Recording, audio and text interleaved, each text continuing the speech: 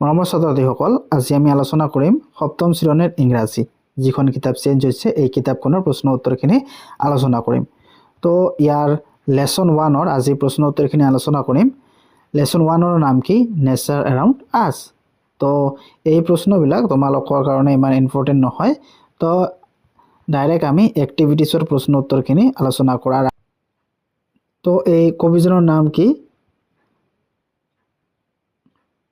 Guards কমফৰ্ট। তো ইয়াত কিছুমান নতুন শব্দ তোমালোকে পাইছা। Fluttering, miss, brook, meadow, summer, farewell, cold, loud, cricket. তো এই ৱাৰ্ডবিলাকৰ মিনিং তোমালোকে ডিকশ্যনাৰীত চাই ল'বা। তাৰপিছত এতিয়া আমি এক্টিভিটিছৰ প্ৰশ্ন উত্তৰখিনি আলোচনা কৰিম।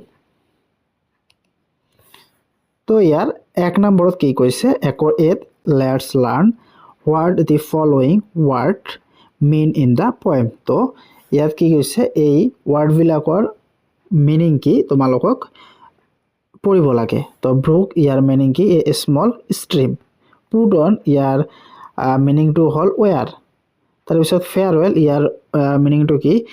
N occasions when someone takes goodbye. তাৰপিছত মিছ, তো ইয়াৰ অৰ্থটো কি? To feel the absence of someone of somethings. তাৰপিছত 1 নম্বৰৰ বিত কি কৈছে? Give the meaning of the following words you can use dictionary. তো ইয়াৰ শব্দবিলাকৰ তোমালোকক ডিকশ্যনাৰী বা অভিধান চাই ইয়াৰ মিনিংবিলাক লিখিব দিছে। তো ইয়াৰ 1 নম্বৰটোত কি কৈছে? মিডো। তো মিডৰ অৰ্থটো কি হ'ব? এ ফিল্ড অফ গ্ৰাছ। তাৰপিছত 2 নম্বৰত কি কৈছে? ফ্লোটাৰিং ইয়াৰ অৰ্থটো কি? Morning quickly and lightly. তাৰপিছত 3ত কি কৈছে? কোল্ড ইয়াৰ অৰ্থ হ'ল নট ৱাৰ্ম। তাৰপিছত 4ত কি কৈছে? লাউড। লাউডৰ অৰ্থটো কি হ'ব? Producing a lot of noise. তাৰপিছত সামাৰ ইয়াৰ অৰ্থ কি? The hottest season. তাৰপিছত 6 নম্বৰত কি কৈছে? ক্ৰিকেট ইয়াৰ অৰ্থ হ'ল a small jumping insect that makes a loud sound. তাৰপিছত কি কৈছে? Now make sentence using this words and write that notebook. তো এইবিলাক দি তোমালোকক কি বাক্য ৰচনা কৰিব দিছে, এইবিলাক তোমালোকে নিজে কৰিবা। এইটো তোমাৰ হোমৱৰ্ক থাকিল। তাৰপিছত 1ৰ চিত কি কৈছে? Read the poem and find the word that are similar in meaning of the following words. তো এই শব্দবিলাকৰ সমৰ্থক শব্দ তোমালোকক লিখিব দিছে। ব্ৰিজ ইয়াৰ সমৰ্থক শব্দ হৈছে উইণ্ড। গ্ৰাছলেণ্ড ইয়াৰ সমৰ্থক শব্দ হৈছে মিডউইণ্ড। তাৰপিছত ৱেয়াৰ ইয়াৰ সমৰ্থক শব্দ হৈছে পুট অন আৰু লিভ ইয়াৰ সমৰ্থক শব্দ হৈছে গো। তাৰপিছত 1ৰ ডিত কি কৈছে? This are a few words to describe friendships. তো ইয়াৰ ফ্ৰেণ্ডশ্বিপৰ তোমালোকৰ কি কি থাকে এইটো ডিছক্ৰাইব কৰিব দিছে। Intimate, trust, affections, harmony, loves, care, happiness, fun. এই ফ্ৰেণ্ডশ্বিপত এই সকলোবিলাক থাকিলেহে এটা ট্ৰু ফ্ৰেণ্ডশ্বিপ বুলি আমি ক'ব পাৰোঁ। তো তাৰপিছত কি দিছে? Write few sentence describing the friendship between the wind and the leaves. তো উইণ্ডছ আৰু লিভছৰ এটা ফ্ৰেণ্ডশ্বিপৰ তোমালোকক ডিছক্ৰাইব কৰিব দিছে। তো তোমালোকে এনেদৰে লিখিবা। The wind and the leaves are good friends. They makes the leaves dance happily. They move together with trust and joy. তাৰপিছত 2ৰ এত কি কৈছে? Read the first stanza of the poem carefully. ইয়াত কি কৈছে? কবিতাটোৰ প্ৰথম স্তবকটো কেয়াৰফুলি তোমালোকক পঢ়িব দিছে, সাৱধানে পঢ়িব দিছে। Underline the last word of each line. কি কৈছে ইয়াত? আণ্ডাৰলাইন কৰিব দিছে লাষ্ট লাইনৰ শব্দবিলাক, যেনেদৰে ডে, প্লে, গোল্ড, কোল্ড। তো দেখি কৈছে now write the rhyming word in pairs তো ইয়াৰ ৰাইমিং ৱাৰ্ডস তো তোমালোকক লিখিব দিছে ডে প্লে গোল্ড কোল্ড এইবিলাক হৈছে ৰাইমিং ৱাৰ্ড তাৰ পিছত 2 নম্বৰত কি কৈছে let's learn about rhyme scheme তো ৰাইম স্কিমৰ বিষয়ে তোমালোকক জানিব দিছে read again the first stanza of the poem notice the letter given the bracket তো এই কবিতা বিলাকৰ ফাৰ্স্ট লাইন পঢ়িব দিছে আৰু এই ব্ৰেকেটত যে লেটাৰ বিলাক আছে এইবিলাক তোমালোকক নোটিস কৰিব দিছে চাব দিছে come little leaves and said that wind one day তো এটো এ দিছে তাৰ পিছত come or the meadows with me and play এটো এ দিছে তাৰ পিছত put on the dress of red and gold এটো B summer is gone and the days grow cold এটো হ বি হ'ব ইয়াত কি কৈছে in this above stanza of the poem the first word of the first and second lines rhyme the line follow the sum rhyming scheme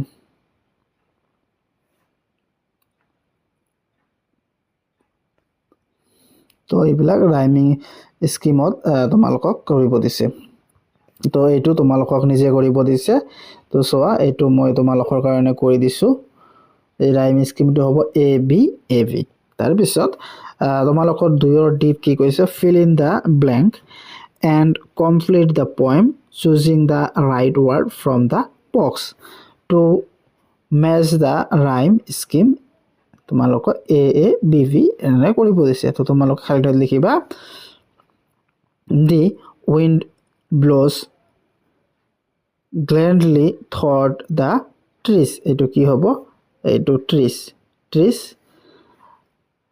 flower fluttered blazing bees তো এইবিলাক হৈছে rhyming word ইয়াত hills হ'ব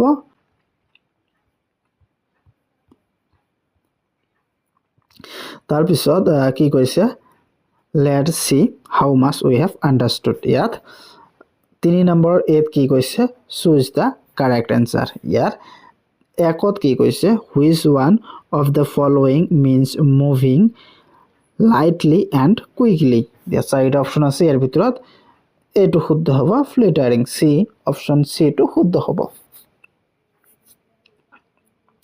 তাৰ পিছত 2 নম্বৰত কি কৈছে what dress does the wind ask the leaves to put on এটো কি হ'ব option b টো শুদ্ধ হ'ব dress of red and gold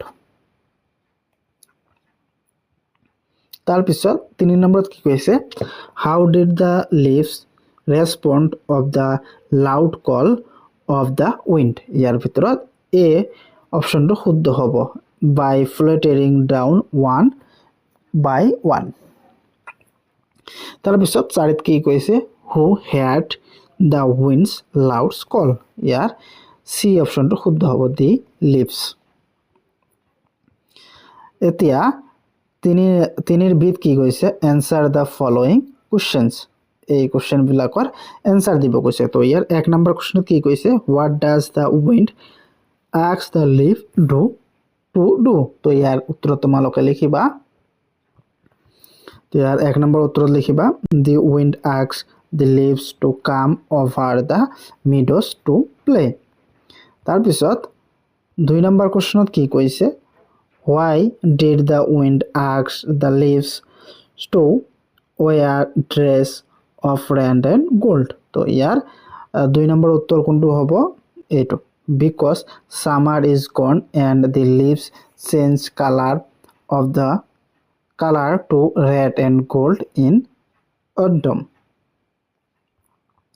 তাৰ পিছত 3 নম্বৰ কোশ্চেনত কি কৈছে give the movement word use for the leaves in the poem তো ইয়াৰ 3 নম্বৰ উত্তৰ কি হ'ব fluttering dance fellow and thrill এটো একেবাৰে উত্তৰখিনি তোমালোকক ছুটিকৈ আনিছোঁ তো ছাত্ৰ ছাত্ৰীসকল যদি ভিডিঅ'টো ভাল লাগে এটা লাইক কৰি দিবা আৰু মোৰ চেনেলটো যদি নতুন আহি থাকে তেনেহ'লে ছাবস্ক্ৰাইব কৰিবলৈ নাপাহৰিবা তো এতিয়া 4 নম্বৰ কোৱেশ্যনত কি কৈছে what did the leaves do after hearing the winds louds call তো তোমালোকে 4 নম্বৰ উত্তৰত লিখিবা they came down fluttering and dance over the brown field তাৰপিছত 5 নম্বৰ কোৱেশ্যনত কি কৈছে what season is mention in the poem তো ইয়াৰ উত্তৰ কি হ'ব ইয়াৰ উত্তৰটো হ'ব summer is the mention as being over the current season is autumn তাৰপিছত 6 নম্বৰ কোৱেশ্যনটোত কি কৈছে which line in the poem indicates the passing of summer তো ইয়াৰ উত্তৰত তোমালোকে লিখিবা summer is gone and the days grow cold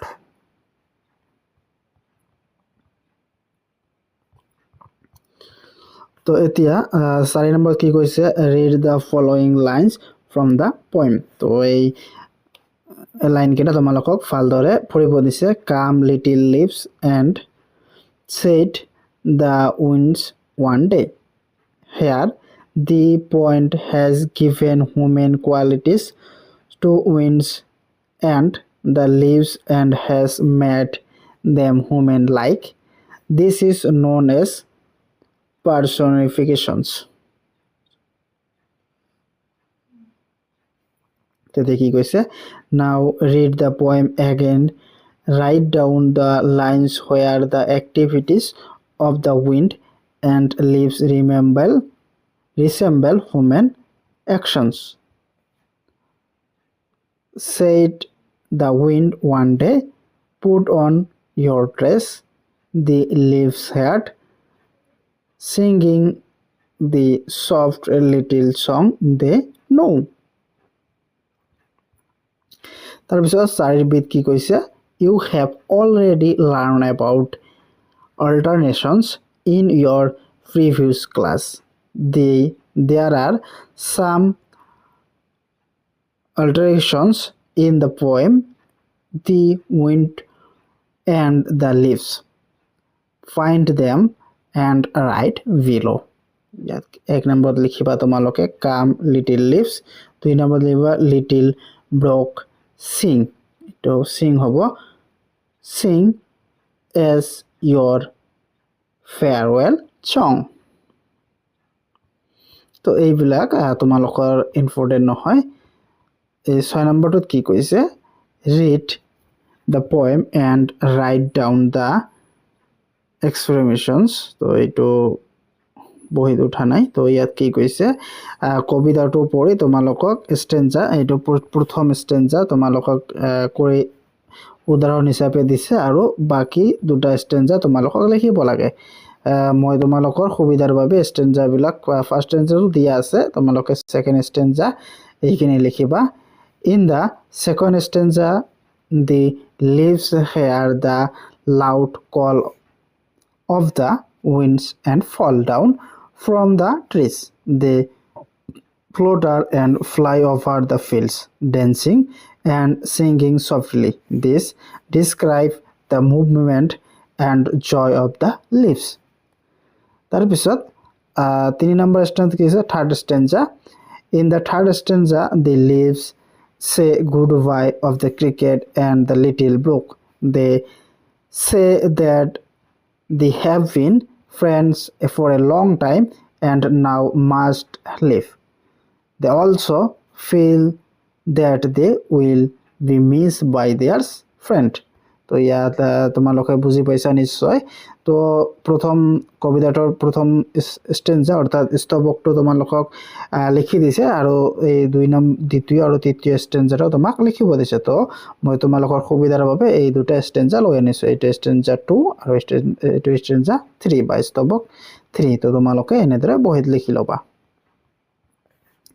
তাৰ বাকিবিলাক তোমালোকৰ পৰীক্ষাৰ বাবে গুৰুত্বপূৰ্ণ নহয় তো এইবিলাক আনা নাই এতিয়া 12 নম্বৰ আলোচনা কৰিম ৰিড দিস ওয়াৰ্ড এলাউড তোমালোকক এইবিলাক তোমালোকক পঢ়িব দিছে cinema clever city cat came coat ice piece face care experience clay তো এতিয়া কি কৈছে now in the box a write down word in which letter C is pronounced as in the cat in the box B write down word which the letter C is pronounced as the ice one is done for you তো এটা কৰি দিছে তোমালোকক ইয়াত care clever came coat cat clay এইবিলাক লিখিবা আৰু ইয়াত experience cinema fetch city pitch এইবিলাক তোমালোকে লিখিবা তো এইবিলাক তোমালোকৰ ইম্পৰ্টেন্ট নহয় এইবিলাক পৰীক্ষাত নাহে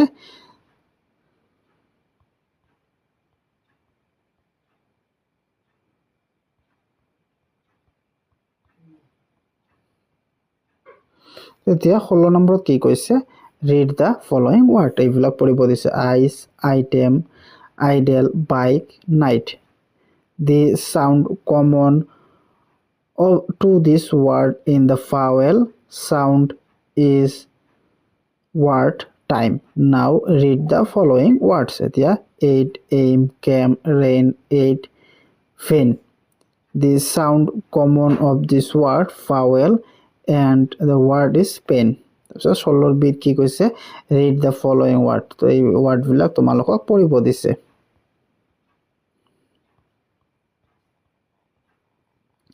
তো এতিয়া 17 নম্বৰৰ সিট কি কৈছে read the sentence given below identify and write type adverb use is sentence তো ইয়াত এক নম্বৰ কি কৈছে the boy practice his speech regularly এটো ৰেগুলাৰ হৈছে verb এটো কি verb adverb of frequency তাৰ পিছত 2 নম্বৰ কি কৈছে the phone kept ringing continuously এটো কি হ'ব adverb of manner এটো continuously to হ'ব verb তাৰ পিছত ইয়াৰ কি কৈছে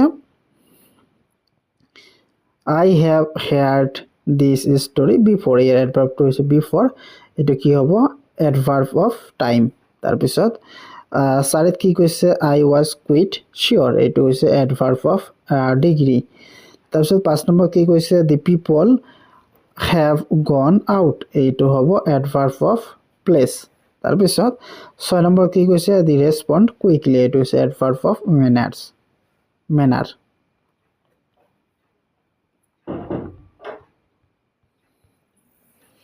তাৰ পিছত 18 নম্বৰ কি কৈছে read the following sentence and underline the adverbial phrase the followers bloom at break of dawn এইটো হ'ব এইটো আন্ডারলাইন কৰি দিবা তাৰ পিছত সেট কি কৈছে the cat sat under the old wooden table এইটো হ'ব adverbial phrase তাৰ পিছত 3 নম্বৰ কি কৈছে she crossed the road in very carefully তো এইটো in a very carefully এইটো হ'ব adverbial phrase তাৰ পিছত 4 নম্বৰ কি কৈছে we ran down the hill as fast as we could এইটো হ'ব adverbial তাৰ পিছত 5 নম্বৰ কি কৈছে the children are playing in the park হ'ব adverbial তাৰ পিছত 6 নম্বৰ কি কৈছে I will see you in the morning to হ'ব adverbial তো ছাত্ৰছাত্ৰীসকল যদি ভিডিওটো ভাল লাগে এটা লাইক কৰি দিবা আৰু মোৰ চেনেলটো সাবস্ক্ৰাইব কৰিবলৈ নাপাহৰিবা